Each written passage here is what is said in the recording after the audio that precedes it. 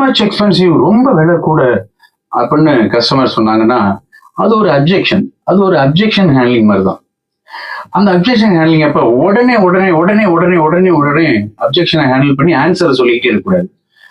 ஒரு 4 seconds, 1 2 3 4 wait பண்ணுங்க.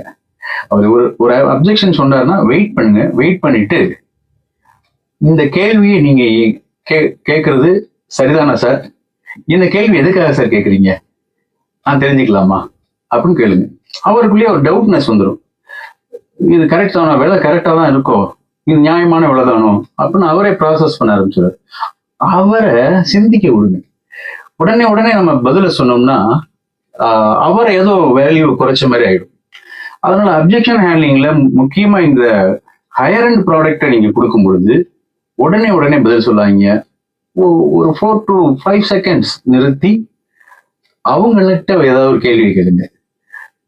சரிதானே சார், நீங்க எதனால இந்த கேள்வி கேட்குறீங்க, நான் தெரிஞ்சுக்கலாமா அப்படின்னு நீங்க கேட்டுக்கோங்க. அப்ப அவர் சொல்லுவார், உண்மையை சொல்லுவார், விவரங்கள் சொல்லுவார், விளக்கங்கள் சொல்லுவார், நிறைய டவுட் கேட்பாரு. அப்ப அவருக்கு வந்து இன்னும் டவுட்ஸை வந்து கிளாரிஃபை பண்ணலாம்.